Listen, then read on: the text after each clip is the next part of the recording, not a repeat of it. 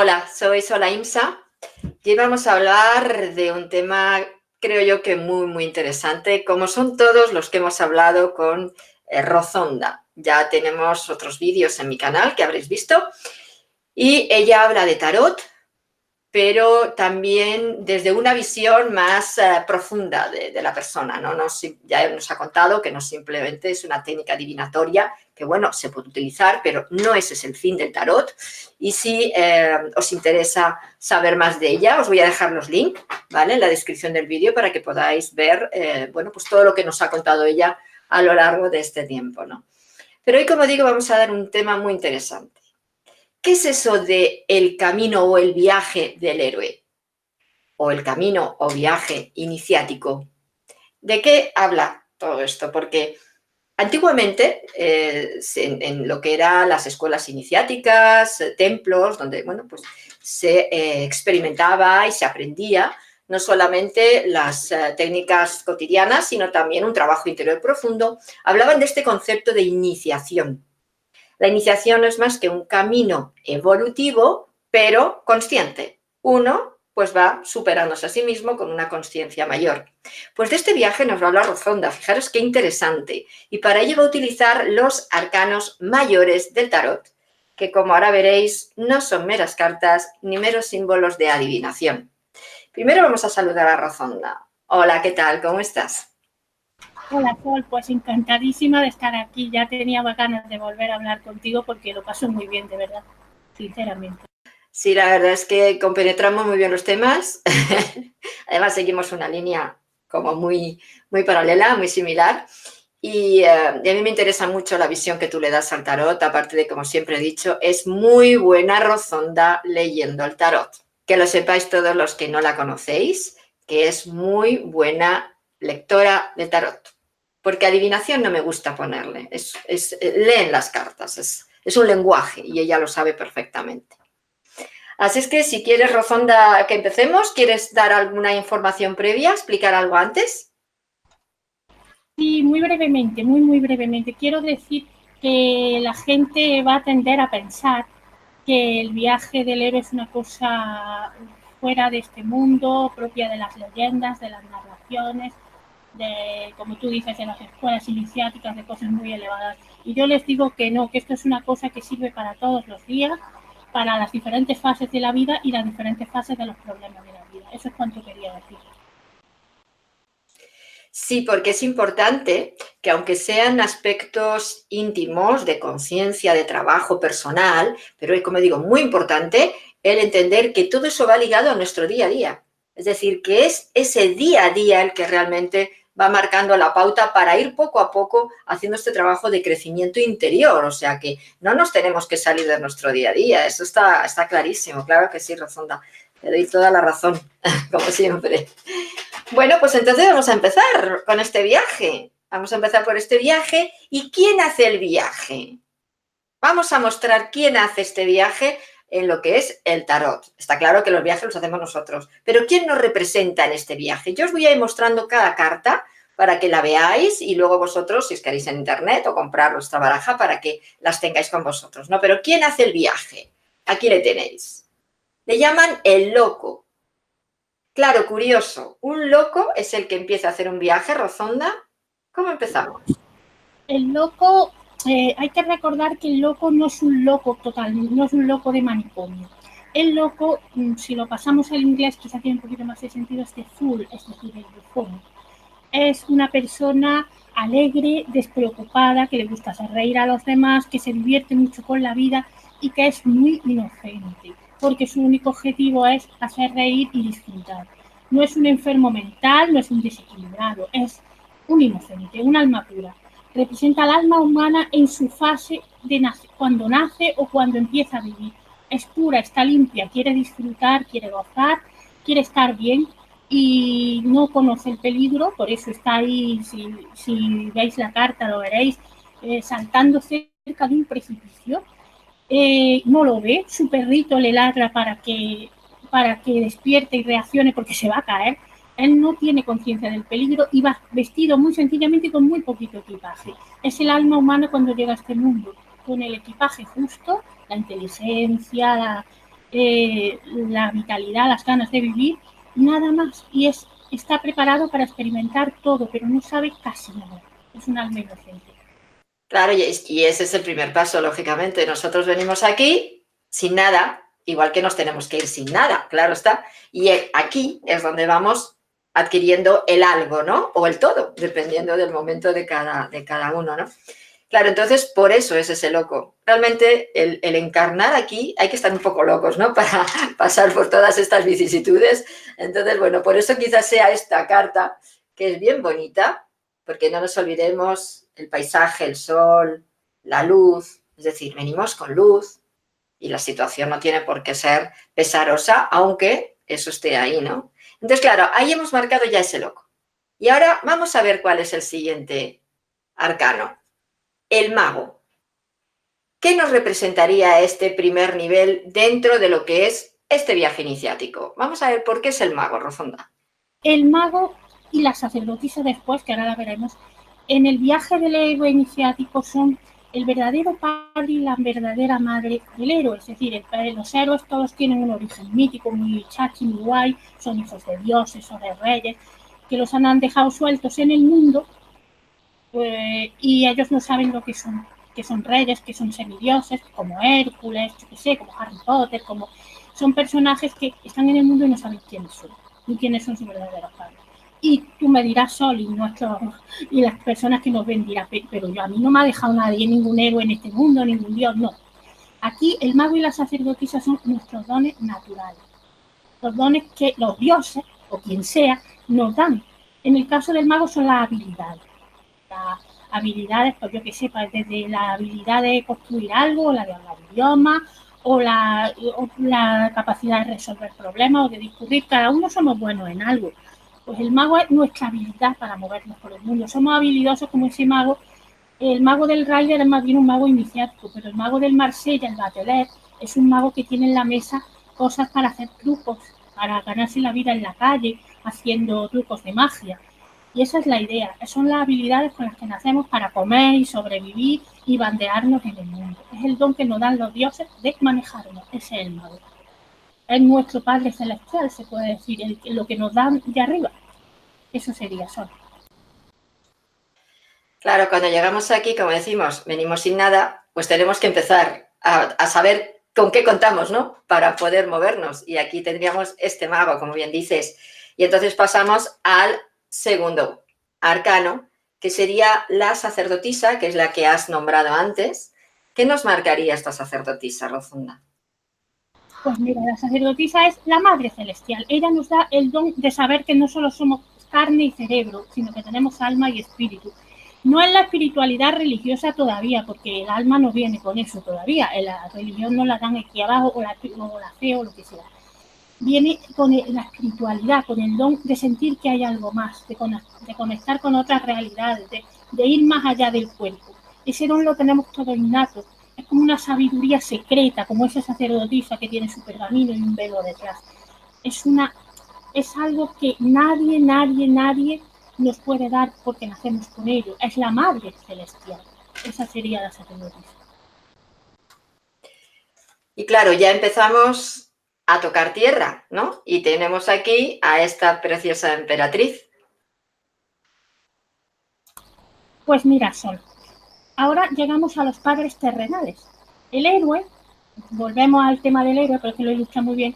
El héroe normalmente no lo crían sus verdaderos padres celestiales, sino lo crían personas de aquí de la tierra, que a lo mejor son sus tíos, o una madrastra malvada y un padrastro malvado, o son gente buena que lo cría sin saber quién es, en fin, hay muchas variedades, pero en el viaje del héroe de la persona cotidiana son nuestro padre y nuestra madre, o sea, nuestro padre y nuestra madre de verdad, pero no solo eso. La emperatriz, ahora hablaremos del emperador, la emperatriz es la madre naturaleza, es decir, el mundo que nos recibe, que nos acoge tal cual. Quizás a los que vivimos en la ciudad eso de la naturaleza, uy, no, flores y pajaritos no hay.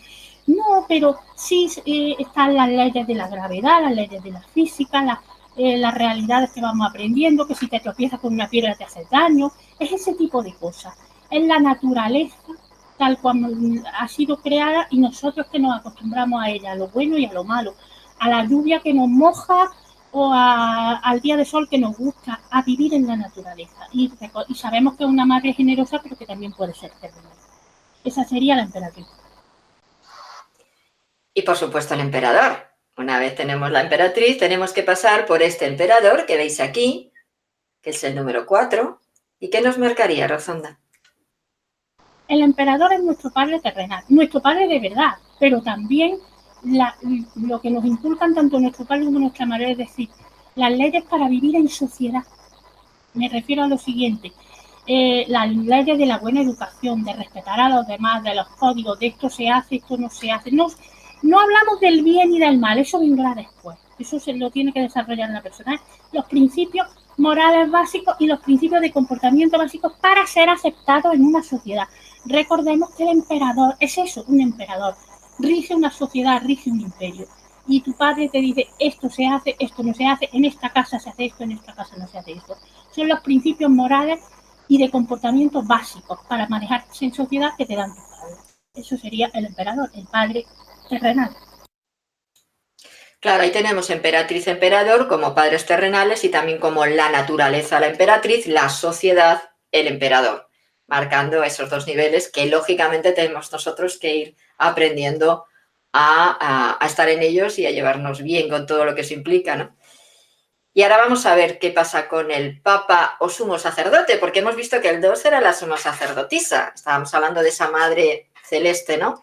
Y entonces el Papa no es el Padre Celeste, hemos visto, ¿qué es? El Papa es la educación que ya no nos dan nuestros padres, el Papa viene de fuera, es decir, son la educación que nos dan en el colegio, la educación religiosa primera que nos dan los sacerdotes, por ejemplo, o la gente de la religión de la que seamos.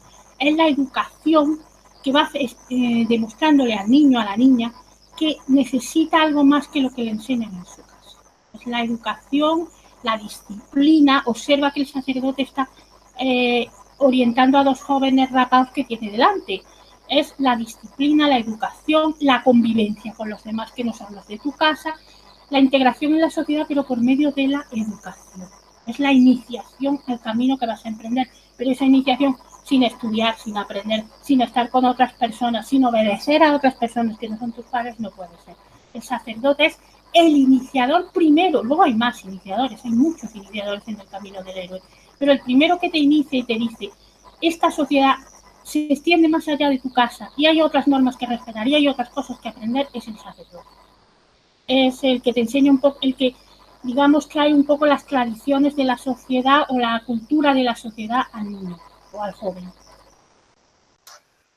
Claro, que tiene que ver con esa educación. Sí, la vuelvo a enseñar por lo que ha dicho Rozonda, ¿no? Que vemos aquí al Papa y aquí tenemos los dos que están inclinados. Sí, claro, es una escena un poco más como de una concepción antigua de enseñanza, ¿no? Que eran pues eso, en las tendencias más religiosas o en los templos iniciáticos, como decíamos al principio, no se ven sí pues como un profesor en un colegio, pero bueno, es el concepto que lleva dentro esta carta, este Papa, como eso, educación, como ha dicho ella, ¿no? Entonces, bueno, pues ahora nos vamos a una carta que parece que no pinta aquí, no sé, ¿qué explicación tenemos? De repente aparecen los enamorados, después de una educación.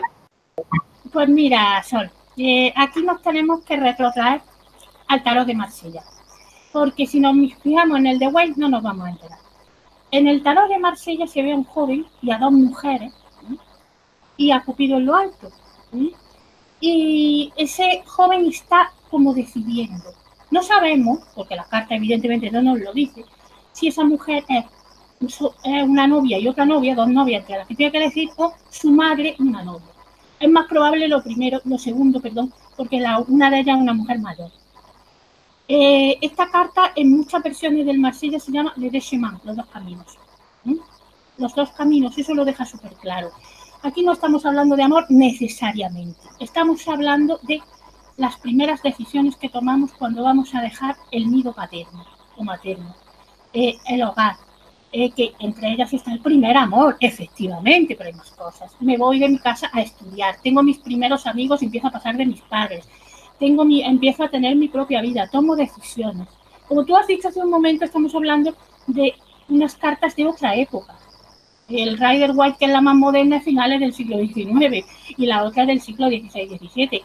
Estamos hablando en que cuando un joven se enamoraba, o cuando un joven se iba a la guerra, o cuando un joven de 15, 16, 17 años tomaba una decisión, abandonaba a los padres prácticamente definitivamente, no como hoy día. Entonces, lo que quiere decir esta carta es simplemente el mandato bíblico. Dejará el hombre a su padre y a su madre y se unirá a su mujer.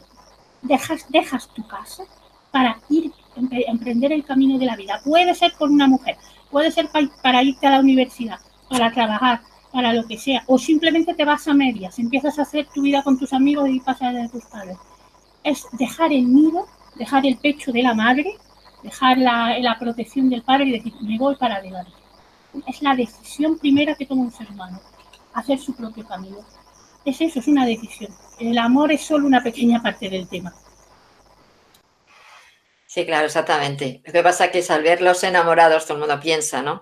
Pero lo de la encrucijada o el cruce de caminos es también como yo la entendí, esa carta cuando ya estudiaba y no eran dos enamorados. Y claro, para hacer esa lección y cuando uno ya decide, pues necesitamos un carro, lógicamente, ¿no? Y entonces aquí tenemos este 7, que es el carro. ¿Qué marcaría? El carro es ya, estamos en el camino de la vida, estamos aprendiendo a navegar nuestro barco, a manejar nuestro carro, a conducir nuestro coche, llámalo como te apetezca, ¿eh? Simplemente hemos empuñado las riendas y vamos hacia adelante. Estamos aprendiendo y estamos bandeándonos todavía. Aquí no me voy a poner muy pedante. Aquí entra el mito de Platón que dice que las pasiones son dos caballos, uno blanco y otro negro, uno suave y otro fuerte. Esos caballos están ahí en la carta. Y eso es lo que estamos aprendiendo, a dominar nuestra vida, a dominar nuestras cosas, a bandearnos cuando vemos peligro. Es el héroe en su camino, buscando la aventura que todavía no la ha encontrado, pero la encontrará. Eso sería el carro. Y entramos en el 8. La carta de la justicia. Pero aquí hay un pequeño lío entre la justicia, el 8, la fuerza, el 8. Aclara primero esto y luego ya seguimos con el viaje del héroe. Bueno, Sol, es muy sencillo. Arthur Waite, el creador del Rider Waite, decidió, probablemente por un tema zodiacal, no está comprobado, pero probablemente por un tema zodiacal, porque la fuerza es Leo y la justicia es Libra, y a él no le parecía bien que la justicia, que es Libra, fuera antes que la fuerza, que es Leo, decidió cambiar los sitios de la justicia y la fuerza. En el tarot de Marsella la justicia es el 8. Y en el tarot de Marsella también la fuerza es el 11. Por eso tú ahora me sacas esa, que es el 11, en vez del 8. ¿Y por qué vamos a volver al orden del tarot de Marsella? Porque todos los grandes estudiosos del viaje del héroe, por ejemplo, Jung o Hayo Banza, con muchos más, lo hacen así. ¿Por qué? Porque ahora veremos por qué. Tiene mucho más sentido así, por supuesto. Sí, tiene mucho más sentido, es cierto, ¿no? Entonces, bueno, pues vamos a ver qué pasa con esta justicia, esta mujer entre las dos columnas. ¿De qué nos habla? La justicia es cuando al héroe le entregan su espada. Eso es un momento maravilloso en toda la historia, cuando Arturo saca la espada de la piedra y todo esto. Pero ¿qué significa que a un héroe le dan su espada? Pues que ahora ya el héroe ya no tiene a papá y a mamá para que le digan lo que está bien y lo que está mal. Ahora eres tú el que crea tu propia moral, el que dice voy a hacer esto porque está bien, no voy a hacer esto porque está mal. Esto es lo que debo hacer, esto es lo que debo dejar de hacer. No tienes nadie que te diga lo que tienes que hacer. Ahora eres tú tu propia justicia. Tú empuñas tu propia espada, tú estás sentado en esa silla con las columnas y tú eres tu propio juez. Nadie te va a ayudar, nadie te va a castigar si te portas mal, ni te va a premiar si te portas bien. Eres tú, tu propio, y tu moral y tu conciencia los que te dominan. Y ese discernimiento, ese aprender a distinguir bien de mal y a empuñar esa espada es la justicia, es el momento en que el héroe, esto ocurre ya cuando ya tenemos una cierta edad, estamos a lo mejor estudiando una carrera o trabajando ya, o empezamos a tener dilemas morales graves.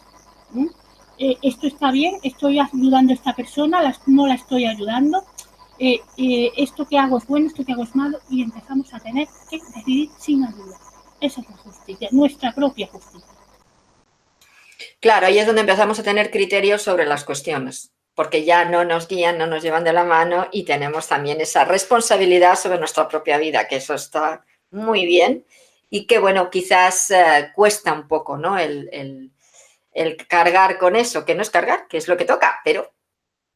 Y entonces, claro, de esa justicia pasamos a El Ermitaño. Es una carta que a mí me encanta, de hecho es la carta de mi nacimiento, soy un 9, y entonces es mi carta, con esa luz guiando y el bastón en soledad, con lo que implica.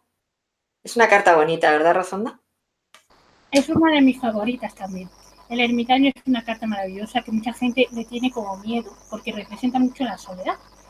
Pero la soledad es la que te dice tu verdadero nombre. Me explico. El ermitaño en nuestra vida puede ser una persona o nosotros mismos, pero llega un momento en que el ermitaño es la persona o situación que te dice tu verdadero nombre. Eso en los mitos. Arturo se encuentra con Merlín que le revela quién es, por ejemplo, ¿no? Y cualquier personaje de cualquier libro de estos de moda ahora, por ejemplo Harry Potter, en un momento dado al personaje le dicen tú eres tal y tu padre es tal y tu madre es cual y tú tienes este poder. ¿Esto qué quiere decir? Que cuando somos un poco mayores y queremos saber para qué estamos aquí, puede darse de dos maneras. Una, que nos encontramos con el ermitaño en forma de una persona, ¿sí? Y esa persona, un profesor, un amigo, un hermano mayor, quien sea, nos dice, mira, tú vales para esto, sirves para esto, has venido a esto. Ten en cuenta que no todo el mundo tiene esa suerte de encontrarse con el ermitaño, pero el que se lo encuentra dice, sí, esto es lo que quiero hacer con mi vida, por aquí quiero tirar, esta es mi misión, por lo menos por ahora es mi misión, y te orienta, te dice tu nombre, pero también puedes encontrarlo en la introspección, en la soledad, en la reflexión, por eso hay tanta gente que de pronto deja lo que está haciendo y se toma, yo que sé, un mes sabático, un año sabático, o hace cualquier cosa así, porque la introspección, la soledad le dice su verdadero nombre. El ermitaño puedes encontrártelo dentro o fuera de ti, eso es lo que tiene el ermitaño. Y es que es súper importante pasar esos momentos con uno mismo, porque si no, es como que te pierdes, ¿no? Te pierdes entre la multitud, te pierdes entre la gente y al final no sabes ni lo que quieres. Y ahí también eres mucho más vulnerable para que te lleven por un lado, para el otro. Y al final dices, bueno, pero si no era lo que yo quería. Entonces ahí estamos en ese ermitaño de saber qué es lo que queremos, ¿no? ¿Qué es lo que dices tú de tu nombre? Algo muy importante. Muy bien. Y llegamos a la rueda de la fortuna. Que de la fortuna. Yo siempre he dicho, bueno, es la rueda, también lo llaman la rueda del karma, pero no sé cómo tú lo ves esto. Yo, la rueda de la fortuna, cuando yo empecé a estudiar el viaje del héroe, a mí me chocaba. Yo decía, bueno, ¿y aquí qué hace la suerte ahora? Porque estamos formando un ser humano. Aquí, hombre, la suerte nos influye a todos y la fortuna. Pero, ¿qué papel juega aquí, en este lugar y en este momento? Y estudiando un poquito a los autores, me dieron una orientación muy buena, que quiere decir, la rueda de la fortuna son los cambios de la vida. No es que te toque la lotería, no es que tengas mucha suerte, o lo contrario, muy mala suerte, es la vida. O sea, por ejemplo, que te encuentres con una oferta de trabajo en el periódico, o que en una fiesta conozcas a tal persona, o lo contrario, o que la persona que te gusta te rechace, o que pierdas un dinero en bolsa, yo qué sé. El hecho es que los vaivenes de la fortuna sirven para algo, sirven para que tú aprendas a manejarte con cosas que normalmente no usarías. Si tú no tienes contrariedades en tu vida, hay muchas cosas que no vas a saber hacer. Te pongo un ejemplo tonto. Si a ti todos los días te pone de comer un cocinero, tú nunca vas a guisar nada. Si tú todos los días tienes quien te limpie, no vas a saber limpiar. Si tú no te niegas a estudiar, pues no, porque no te gusta, pues no estudias, pero un día llega un puesto de trabajo que te pide que tengas tal categoría. Y para eso hay que estudiar. Y te pones y estudias y descubres que sabes hacerlo. La rueda de la fortuna saca, por utilizar palabras de un autor de Jayo Banza, del inconsciente lo que tú has dejado allá abajo y ni siquiera sabes que lo tienes porque no has tenido que usarlo.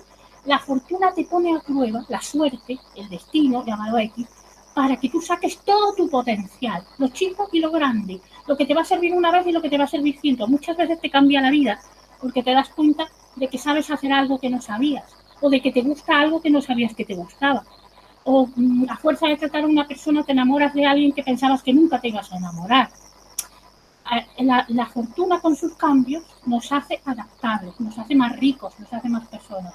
No nos hace que sirvamos para una sola cosa, sino para varias. Y si lo hacemos bien, que hay gente que se niega a pasar, porque todo esto, recuerda Sol, que todo esto son fases. Hay gente que se niega a pasarlas. Cuando lleguemos al colgado ya te hablaremos de eso. Y si te niegas a pasarlas, las repites, las repites, las repites. Pero si tú te adaptas a los cambios de la fortuna, vas a ser una persona mucho más hábil y más feliz también. Eso desde luego. Totalmente de acuerdo.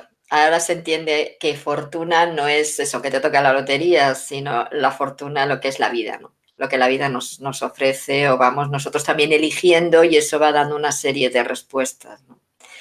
Y claro, aquí tenemos la otra carta del litigio, cuando hemos hablado de la justicia y la fuerza, aquí llega la fuerza, que aunque se vea un 8 ya sabemos que es un 11, porque están cambiados los lugares. Y ahora, pues Rossana nos va a decir qué pinta aquí la fuerza después de esta rueda. Pues una vez hemos aprendido a bandearnos con las cosas de la vida, llega el momento en que ya tenemos una edad y tenemos que saber dominar nuestras pasiones. Pasiones no es que dominemos las cosas de la pasión, del amor o del sexo, que también, porque esta carta se asocia mucho al sexo. Crowley la llamaba lujuria, en fin, que sí, que totalmente de acuerdo, que sí. Pero es que no es solo eso, son las pasiones de la ira, la impaciencia, no manejar la frustración. Vivimos en una sociedad que todo eso lo lleva súper mal. Por eso hay tantas cosas, vemos tantas cosas en televisión o a nuestro alrededor, gente que pierde los nervios, que pierde el control, que insulta, que grita. La fuerza nos enseña, la fuerza no es fuerza de musculitos. De hecho, la primera fuerza, los primeros tarots antiguos pre-Marsella, que muestran a Hércules con el león de Nemea. Y Hércules, al león de Nemea, lo que hace es domarlo. No le pega un bastonazo y se lo carga, que podría, porque Hércules es súper fuerte, no. Lo domina y lo controla. Y por lo menos en la imagen. Y lo mismo pasa con esas dos jovencitas que aparecen en la imagen. Está sujetándole la boca al león. No está matando al león, no está pegando al león. Le está sujetando la boca con mucha dulzura. Y si te fijas, le ha echado como una cadenita, pero la cadenita es de flores, no es de hierro. ¿Qué quiere decir? Que la persona que utiliza la fuerza, esta fuerza, controla su ira para no hacer daño a los demás, controla sus arrebatos de enfado, es paciente y sabe esperar el momento adecuado. Y con todo eso consigue lo que quiere, sin gritos, sin golpes, o sea, controla a su propio león y también controla las situaciones que le rodean. Domina sus pasiones, se domina a sí mismo y así puede vivir en sociedad y también conseguir lo que quiere. Una cosa no quita la otra. Es el autodominio, el autocontrol de la propia persona. Eso es muy importante lo que has dicho al final, el autodominio, el control de la persona, porque para volver a mostrar, os dais cuenta que la mujer toca la cabeza, pero con dulzura, no lo hace con violencia. Y eso es lo que habla Rozonda, que no hace falta ir con ira, con violencia, avasallando, empujando para conseguir las cosas, sino que a quien primero hay que controlar es a uno mismo y conseguir esa conexión con uno mismo y luego ya viene el exterior, ¿no? Y eso es lo que representaría esta fuerza. Por eso es en este lugar y no en el otro donde tiene que estar.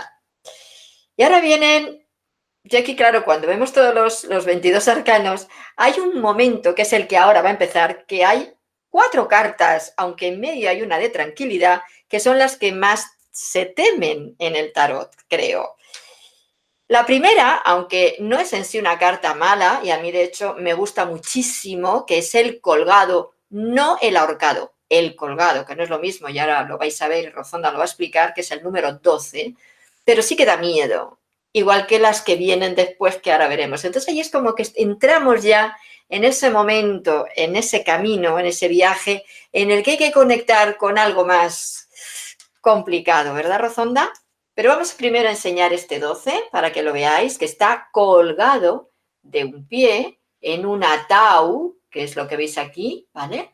Y esta postura, que es como si fuera un 4, que es una postura como enterraban también a los templarios, con esta forma en los pies, porque tiene mucha simbología, y ahora veremos. Y los pies, que se supone que es la tierra, está arriba, y la cabeza, que es el cielo, está abajo. Y esto también es muy interesante, ¿verdad, Rozonda?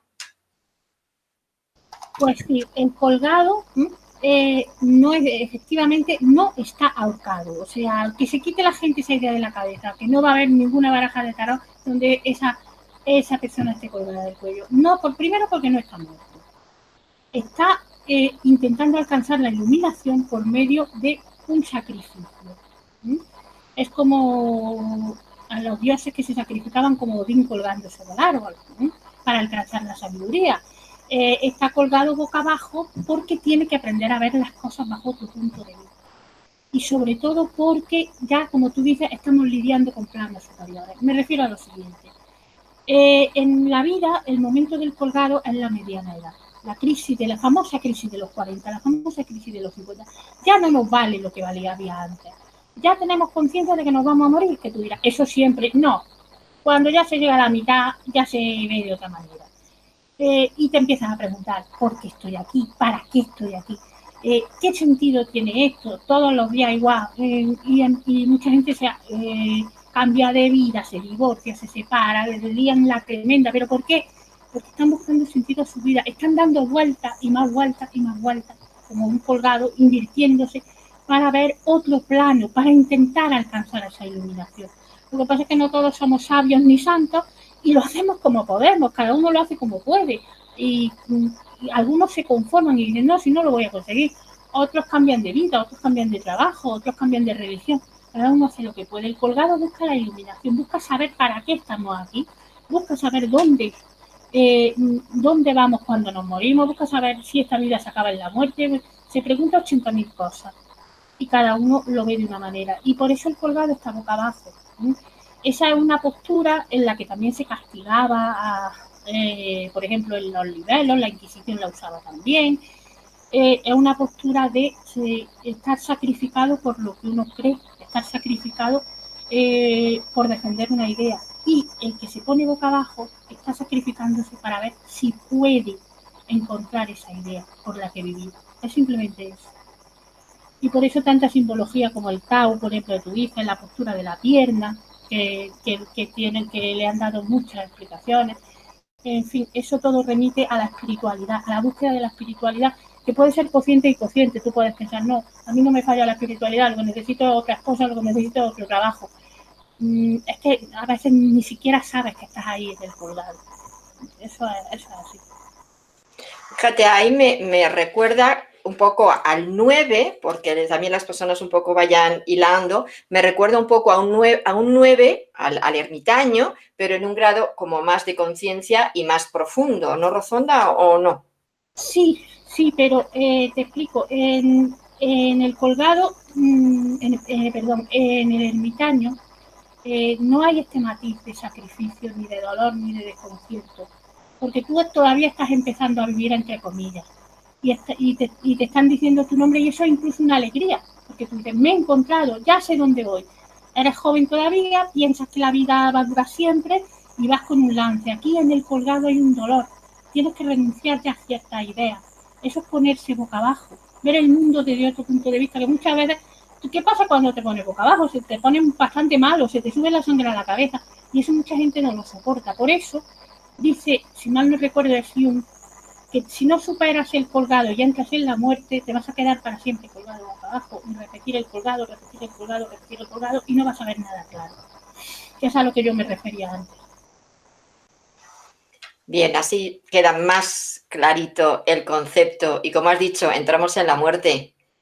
La carta creo que es la más horrorosa del tarot para muchas personas y que en realidad, aunque es un poco tétrica, cierto, ¿verdad? Pero tiene mucha luz también y mucha esperanza si nos fijamos en el fondo. Así es que, ¿qué es la muerte, Rozonda? Mira, Sol, lo primero que debe chocarnos de la muerte es que no sea el final del tarot, está justo en el medio.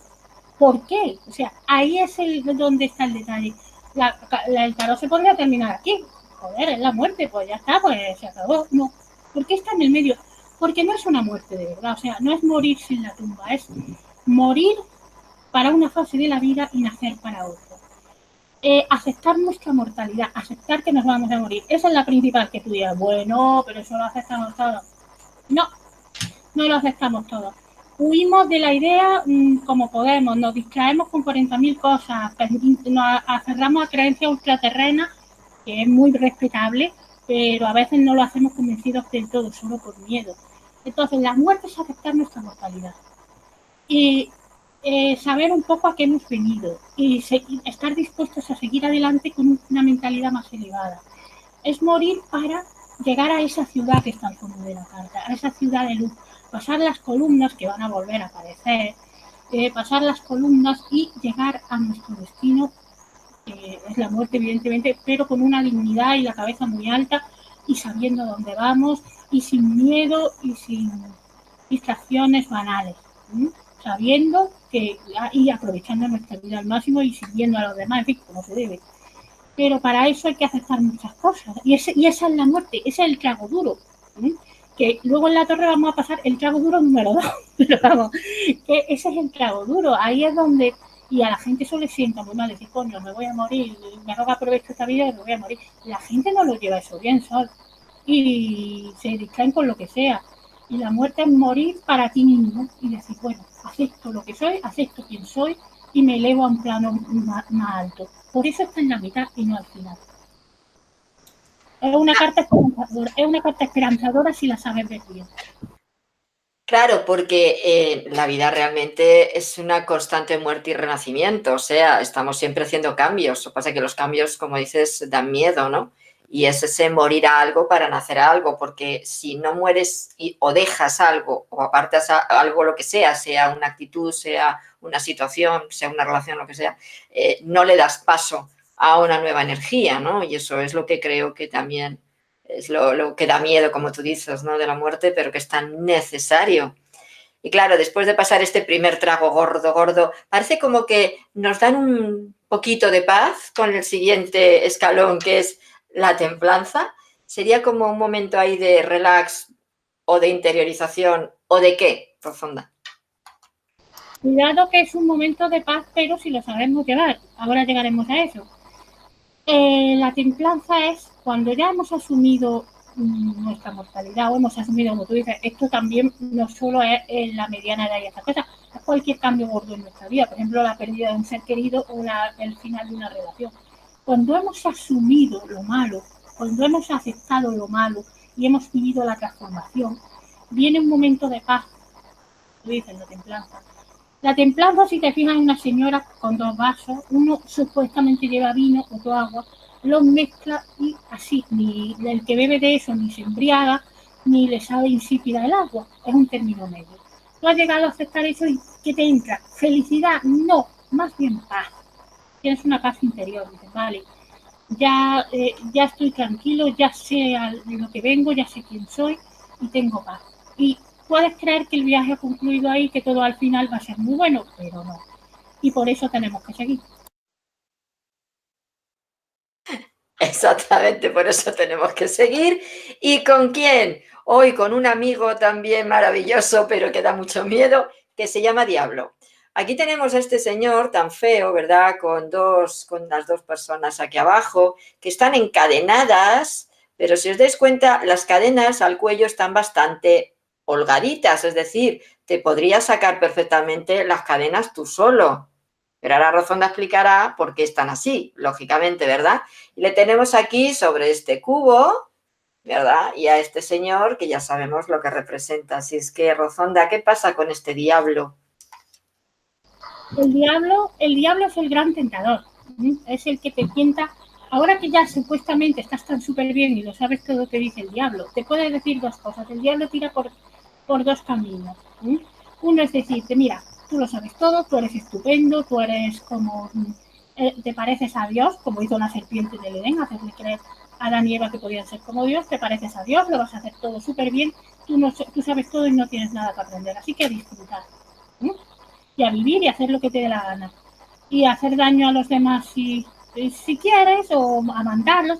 Aquí vienen de estas cosas vienen mucho los gurús, los líderes espirituales, los falsos me refiero, la gente que engaña a otros, que se cree con capacidad para engañar a los demás.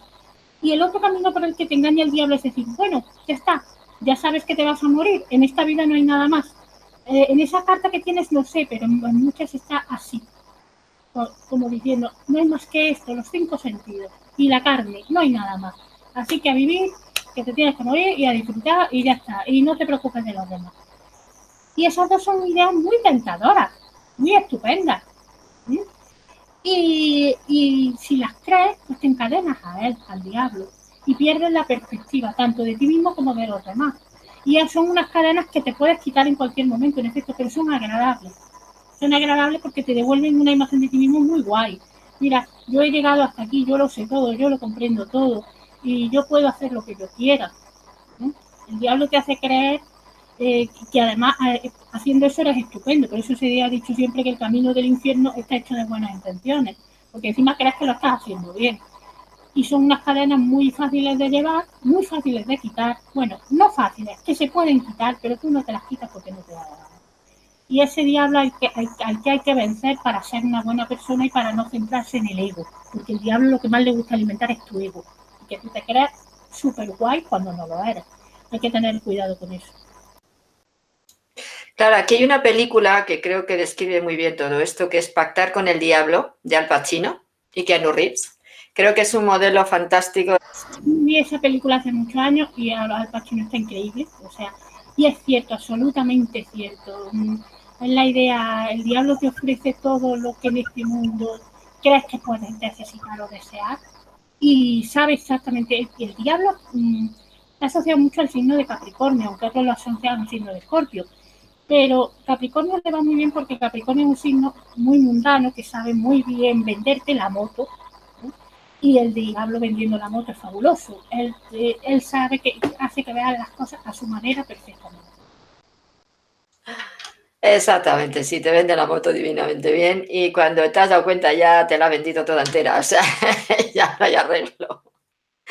Claro, y después del diablo viene la otra carta maravillosa que he dicho yo, esas de 2 y 2, ¿verdad? Pues aquí tenemos la última de estas tanda, que es la torre.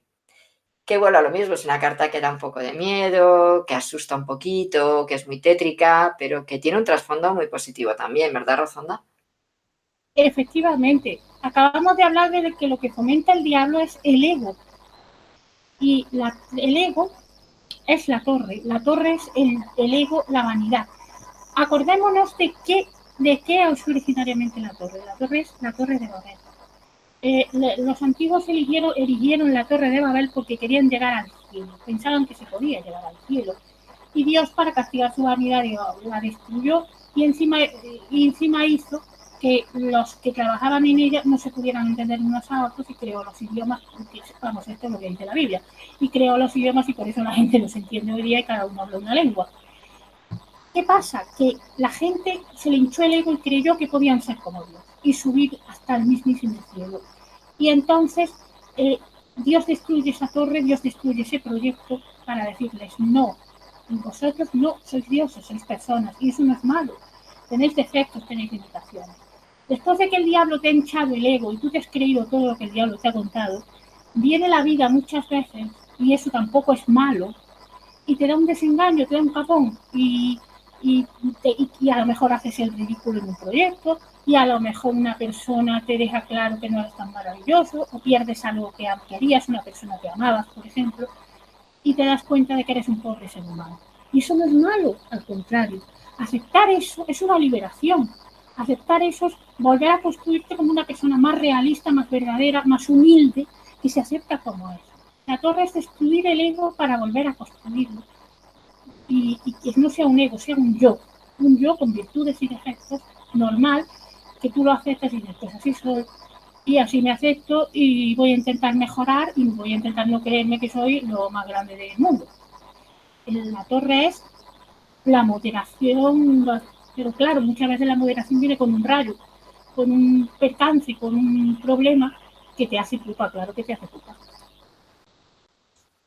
Claro, por eso se ve aquí los rayos como dan en la cabeza, es decir, en lo alto de la torre, en la cabeza. En algunas, en otras se ve lo que es la corona, que estaría aquí arriba cayendo, aquí no, en esta no se ve, porque es en Marsella es donde se ve la corona. Pero igualmente, es decir, es algo que está fuera de nuestro control, que la vida nos lo proporciona, que las situaciones de la vida nos lo dan, porque, pues eso, como siempre digo, a nosotros nos llega lo que conforme nosotros hemos ido accionando, hemos ido decidiendo, pues hemos ido marcando un camino y en ese camino nos encontramos cosas que son las que, como espejos, ¿no? Que nos hacen ver realidades y a veces no son agradables. Y esa es la torre, algo que no se puede evitar, pero que es cierto que nos hace dar unos cambios y un reconocimiento, ¿no? De lo que somos, como dice Rofonda, muy profundo. Ya somos maduros para poder también poder enfrentar eso, ¿no? Aunque hay veces que no es tan fácil, pero bueno, se supone que somos maduros para poder enfrentar eso. Y después de una cartas tan sumamente contundentes y así como, ¿verdad? Llega la maravillosa estrella. Esta mujer con la estrella arriba, los dos cántaros de nuevo, un poco como la templanza, ¿no? Pero ahora va en relación a otra cosa, ¿verdad, Rofonda? La estrella es la esperanza, es decir, la estrella es, después de que hemos pasado el tema de la torre, mucha gente diría, bueno, pues mira, pues vaya para lo que me acaban de dar, me hundo, me vengo abajo, no. La estrella te dice que esa fase que has pasado es precisamente la que te da esperanza para vivir y para entender el mundo y aceptarlo tal y como es. Te devuelve la fe en ti mismo, que estos tipos de palos te los quitan, ¿sí? Y te dice, mira, tú no eres perfecto, evidentemente, pero tienes muchas cosas por las que vivir, tienes mucho que hacer en esta vida todavía, y es por eso que ya no es de un vaso a otro, sino que devuelve el agua a donde pertenece, es decir, devuelve la esperanza, devuelve la alegría, y como la estrella polar te guía, ¿sí? Y te dice, mira, no se ha acabado esto, no se ha acabado tu vida porque hayas tenido un fracaso. Todo el mundo tiene fracaso. Lo único que tienes que aceptar es que eres humano y las cosas buenas las tienes, igual que las malas. Agárrate a esas cosas buenas, agárrate a la esperanza. Recuerda el mito de la caja de Pandora. ¿Qué fue lo único que quedó en la caja cuando salieron todos los males del mundo? La esperanza. Y la esperanza es lo que a todos los seres humanos nos queda cuando las cosas no van chungas. Y por eso la esperanza está ahí después del palo gordo de la torre.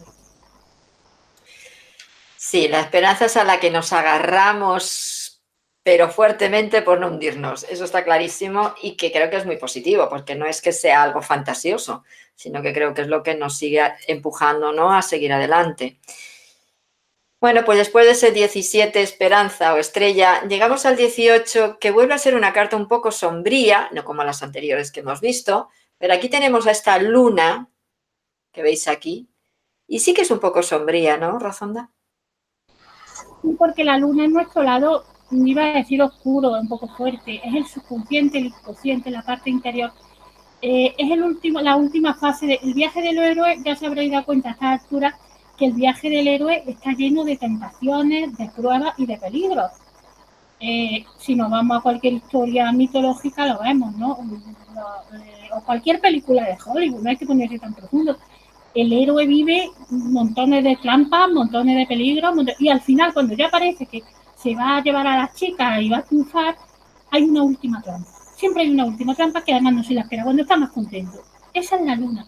La luna es el subconsciente que nos sorprende y que saca cosas oscuras de nosotros, nuestros miedos, nuestras dudas.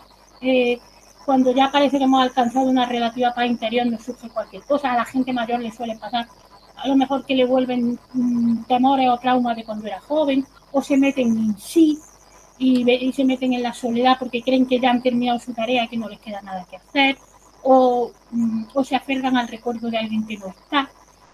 Por ejemplo, creo que Jung asocia a esta carta el mito de Orfeo y Eurídice. Orfeo desciende a los infiernos para recuperar a su amada que se ha muerto. ¿Qué pasa? Que no puede, si vuelve, ella desaparece. Es cuando nos metemos en el subconsciente, nos aferramos a un recuerdo de algo que hemos perdido, o a un trauma, o a un miedo, y dejamos que nos domine. Y ese es el último peldaño, el subconsciente, que además nos puede atrapar en cualquier momento de nuestra vida. Por eso, si te fijas en la carta, hay dos bichos muy feos que salen del agua. o uno, depende de la carta, uno. Hay como un cangrejo. Ese bicho es como un monstruo marino chiquitito que sale cuando tú no te lo esperas y te pega un susto. Y en muchas de las barajas hay un perro y un lobo. El perro representa la parte consciente de nosotros, porque el perro es doméstico, es cariñoso, sabemos más o menos cómo es, lo podemos domar con un huesito. Al lobo no puede. El lobo es la parte inconsciente, que no sabes por dónde te vas.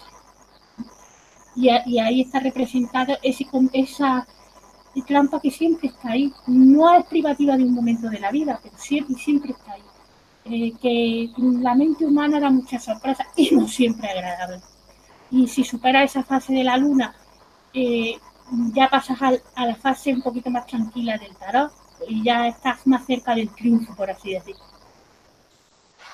Claro, es que yo creo que no hay que relajarse, es decir, la vida siempre, pues como tú dices, pueden surgir muchas cosas, ¿no? Y el que piensa que ya lo tiene todo hecho, que ya lo sabe todo, o que lo hace todo bien, yo creo que se ha quedado muy atrás en el camino del iniciado, ¿verdad? Se ha quedado muy atrás. Recuerdo aquí, para que lo veáis, lo que decía Rozonda, aquí tenemos este cangrejo que sale del agua, este sería el lobo, y este sería mirando a la luna, ¿verdad? Y este sería el perro, que es la parte más consciente, ¿no? Entonces sí que es cierto que hay que aprender hasta que nos morimos. Eso lo decía Sócrates, el hombre es el único que muere 2 veces. Cuando se cree que lo sabe todo, lo que es lo mismo cuando ya piensa que no tiene nada nuevo que aprender y cuando le toca morir por ciclo vital. Entonces sí que es cierto que es triste cuando pensamos eso, ¿no? Que ya hemos llegado, ya lo sabemos todo. ¿Cuánto queda por saber, Dios mío, de mi vida?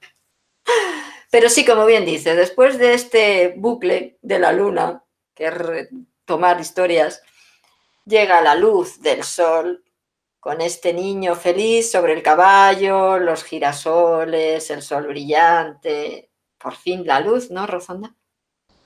El sol es una vuelta a casa. El sol estamos en nuestra casa, sabemos dónde estamos, sabemos quiénes somos y tenemos ahora sí una paz de verdad. El sol es un niño, ¿por qué? Porque nos estamos acercando al final del viaje y a medida que nos acercamos al final del viaje volvemos al loco, es decir, al niño. Volvemos a la inocencia, volvemos a la pureza. Aún no hemos llegado del todo. De hecho, una de las tentaciones que esconde la carta del sol es pensar que ahora que la pureza y la inocencia nuestra es como la de los niños, vamos, porque estamos en un momento absoluto de triunfo. No, nos queda un poquito todavía. Pero el sol ya es cuando ya sabes quién eres, sabes dónde estás y sientes que has llegado a casa. Si te observas a un niño en un caballo blanco, el caballo blanco era el símbolo antiguo de triunfo, la pluma en la cabeza, en algunas cartas, en otras cartas son 2 niños, que está relacionado con el mito de Castor y Polus. Lo que quiero decir con esto es que el sol está ya cercano, ya tocando esa paz, esa forma de llegar al final diciendo, pues mira, he hecho lo que he podido, estoy en paz conmigo mismo, estoy en paz con los demás y sé dónde estoy y sé quién soy y he llegado un poco a casa. Aunque todavía el juicio no es una mala carta, ahora lo veremos, pero el juicio es donde verdaderamente demostramos si hemos llegado o no. Claro, por eso se llama juicio, precisamente, ¿no? Aquí tenemos el juicio, que es una imagen un poco inspirada en ese juicio final, ¿no? Que nos cuentan en las tendencias religiosas, saliendo de las sepulturas con el ángel tocando la trompeta. Bueno, es un poco alegórico, como digo, a esas tradiciones religiosas, pero vamos a quitar de lado eso y vamos a ver lo que realmente representa el juicio, que nos lo cuenta Rozonda. Antes de nada, quiero comentar, ya que lo has traído a colación, Sol, que si yo hago mucha alusión a la imaginería bíblica, no es porque yo sea creyente, que no tiene nada que ver, sino porque tanto el tarot de Marsella como el Rider-Waite están firmemente enraizados en la mitología cristiana. El tarot por sí nació en pleno renacimiento, que estaba, y por eso tira con una mano de la simbología clásica y con otra de la simbología cristiana. Y luego el de Marsella en pleno siglo XVI, ¿qué me va a decir? Y Arthur Waite, el creador de Rider-Waite, era un esoterista cristiano. Por tanto, la simbología, y Pamela Colman, la que la pintó, era una mujer que acabó convirtiéndose en catolicismo. Estamos en plena simbología cristiana por eso. Dicho esto, el juicio es cuando ya está cerca al final de la vida, vamos, cuando ya tenemos cierta edad, y entonces sabemos ya que no nos queda mucho tiempo y decimos, y no, delante de nosotros mismos, no hace falta que nos juzgue nadie, ni que venga Dios, ni que baje un ángel, decimos nuestro verdadero nombre, otra vez, el nombre que nos enseñó el ermitaño, decimos, yo soy tal y he hecho tal cosa y esta ha sido mi vida. Y si lo decimos con satisfacción, con paz, con tranquilidad y con la conciencia tranquila y con la cabeza bien alta y sabemos, y aquí notamos que hay paz, sabemos que hemos sido juzgados y encontrados apropiados en el tribunal de nuestra alma, que es donde tenemos que serlo. El ser humano llega al final de su vida y al final de su vida, si sabe que lo ha hecho bien, se siente juzgado. Si sabe que lo ha hecho mal, como dice Hayo Banza, te sientes como un tramposo. ¿Okay? El nombre que estás diciendo no es tuyo, que estás echando en busca. Es eso. Es a la piedra de toque, a la llamada definitiva, al final de la vida, cuando uno dice, lo he hecho bien, lo he hecho mal. Pero no hace falta que sea ante el tribunal de Dios. El que lo crea así me parece perfecto. Lo creían los egipcios, lo creían los cristianos, lo creen muchas religiones. Me parece perfecto. Pero el tribunal al final eres tú mismo. Tú sabes aquí en tu interior si lo has hecho bien o lo has hecho mal. Y ese es el ángel que te llama y te dice, ¿tú qué has hecho? ¿Qué has hecho con tu vida? Es el que te pregunta, ¿qué has hecho con tu vida? Claro, sí, sería ese ángel, ese ser interno nuestro, la conciencia que llamamos, por ejemplo, ¿no? Entonces, es decir, ¿lo has hecho bien de verdad o no? Aparta el ego, sé objetivo, sé honesto contigo mismo. ¿Qué has hecho? ¿No? Ese sería ese ángel. Bueno, pues ya hemos llegado al final del camino. Aquí tenemos este mundo, el 21, que es una mujer dentro de este óvalo, ¿no? Y luego con el toro, el león, el águila y el hombre, representando los 4 elementos y más cosas que ahora nos cuenta Rozonda. Efectivamente, los símbolos en el mundo son muy interesantes. Es que aquí hay que aclarar un poco, porque me he llegado a un plano ya en el que cada uno le va a dar su interpretación, porque el mundo es cuando ya hemos terminado la vida y nos integramos con el cosmos. Y ahora, depende de lo que tú creas ya, te vas a otra vida, a otro plano, y allí empiezas de otra vez si crees en la reencarnación, o simplemente te integras con el cosmos, te deshaces y formas parte del cosmos, que es otra forma de volver a empezar, o mueres completamente y llega otra persona en tu lugar, otro niño al mundo e inicia ese mismo camino que tú has dejado. El mundo es el huevo, la forma de la orla, se llama mandorla o almendra, pero su forma es la de un huevo, y ese huevo es de donde vuelves a salir. Has salido del cero del loco, que es un huevo, y vuelves y llegas a la mandorla del mundo, que es otro huevo. ¿Sí? Vuelve todo a empezar. Y es una sensación, si lo has hecho bien, si crees que lo has hecho bien, o por lo menos estás en paz, y si te estás integrando con el cosmos, estás como esa señora, que algunos dicen que es hermafrodita, otros que es una mujer, lo mismo da, esa señora del centro de la mandorla, que está en una actitud gozosa, y si te fijas en las piernas, tiene la misma postura que la del colgado. ¿Por qué? Porque ahora el colgado se ha puesto derecho. Todo está bien, lo entendemos todo y todo está súper claro. Y esos 4 animales, que son los 4 evangelistas, que son los 4 elementos, que representan todo, el cosmos, el mundo, todo lo que nos forma. La palabra lo dice, el mundo. Y vuelves a empezar. El loco vuelve a empezar el viaje. ¿Por qué? Porque el cosmos se ha vuelto a ordenar y nace otra vida, otro camino del ego, otro X. Es la historia interminable, que es otro ejemplo de viaje del héroe.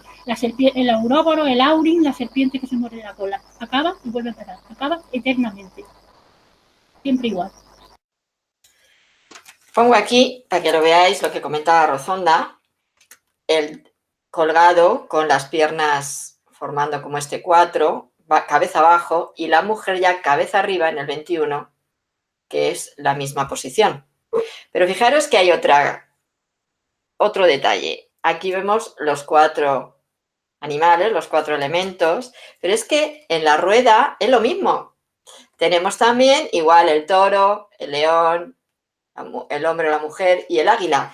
O sea que en esta carta también es como que hace acopio, porque por ser ese final, ¿no? Hace acopio de lo demás, pero curioso que tenga los mismos elementos que la carta 10, ¿no? De los 4 elementos y de la 12. peculiaridad o qué pasa con ese 10, con ese 12 en el 21? Te explico un poco lo del 10, lo de la rueda. Te fijas que llevan, no sé si los 4 ahora mismo, la memoria me falla un poco, que esos personajes llevan libros. ¿Sí? ¿Es verdad? Siempre se ha dicho que es porque son los 4 evangelistas. Verdad. Porque los evangelistas estaban simbolizados por animales. Mateo, Marcos, Lucas y Juan. Es verdad. Pero es que esos animales están todavía aprendiendo. Están integrándose con el mundo. Están aprendiendo a saber. Están bandeándose con la vida, como hemos dicho. Y son los elementos de nosotros mismos integrándose con el mundo todavía. Al final ya no llevan libros. ¿Para qué? Ya han aprendido. Ya son parte del cosmos. Ya nuestro yo y el mundo se entienden, ya no hay nada que aprender. Un detalle que quería dejar claro. Sí, no, es que yo lo he comentado precisamente para que lo dejes claro y para que nuestros amigos se den cuenta de que cada detalle en estos 22 arcanos marcan una simbología brutal, que se podría estar hablando de ellos indefinidamente, pero que bueno, Rozonda nos ha querido hacer un esquemita creo que bastante escueto, pero muy claro de lo que quiere decir este viaje del héroe, de viaje del iniciado a través de los 22 arcanos, ¿no? ¿Todo para qué? Para que le encontréis ese sentido profundo que tiene el tarot, sobre todo los 22 arcanos mayores, ¿no? No hemos hablado nunca de los menores, pero bueno, en otro vídeo hablaremos de ellos. Pero en estos conceptos, ¿no?, profundos del trabajo interior, del reconocimiento, de la vida, de lo que representa en realidad la vida del humano, y que creo que, como digo, es muy representativo estos 22 arcanos. Así es que yo te agradezco mucho, Rozonda, que nos hayas transmitido toda esta sabiduría, que ya sabemos que has estudiado mucho, sabes mucho y además tienes mucha intuición, que eso también es muy importante porque conectas todos los conceptos. Y bueno, si nos quieres dar alguna conclusión de este viaje del héroe y por supuesto todos tus contactos, aunque luego los pondré en la cajita de los veréis en la cajita de la descripción. Pero bueno, ya que nos dé ahora eso como un resumen de todo y nos dé sus contactos antes de despedirnos. Bueno, lo primero, agradecer la oportunidad de hablar contigo, que me encanta, y no sé si se me nota, supongo que sí, que me apasiona mucho este tema del tarot, y sí que he estudiado mucho el viaje del héroe porque me gusta muchísimo, es un concepto que me encanta. Y solo decir que aunque todo esto parezcan para mucha gente cosas esotéricas que no tienen aplicación en la vida, muchas veces reflexionar sobre cada carta es como una pequeña parábola y reflexionar sobre ello nos puede ayudar a entender muchas veces lo que nos pasa. Porque el viaje del héroe no se extiende solo la vida entera, sino que a veces tenemos micro viajes del héroe. Una enfermedad larga puede ser un viaje del héroe, una carrera universitaria difícil puede ser un viaje del héroe, un divorcio doloroso, una relación de pareja difícil puede ser un viaje del héroe. Y empezar y terminar por todas esas fases. Y reflexionar sobre esto nos puede ayudar a comprender que no estamos solos en el universo y que mucha gente ha pasado por lo mismo y pasará y el ciclo es interminable. Y dicho esto, bueno, decirle a la gente que si quiere saber más del tarot y de mí y de las cosas que hago, está mi blog, rozondasalas.es, mi canal de YouTube, Rozonda Salas, mi Instagram, Rozonda Salas, y también mi Facebook y mi Twitter, que buscando a Rozonda Salas me vais a encontrar porque estoy por todas partes. Y eso sería todo. Y agradecerte una vez más, Sol.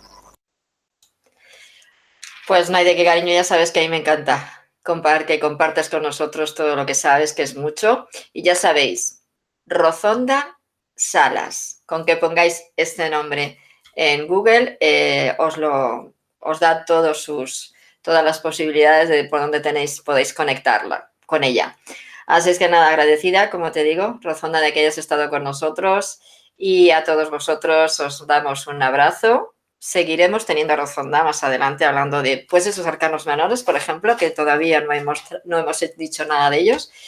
Y bueno, conmigo pues ya sabéis, cada cierto tiempo aquí, sea compartiendo con mis amigos o sea yo sola, tenemos algún tema para vosotros y que, bueno, siempre deseando que sea de vuestro interés.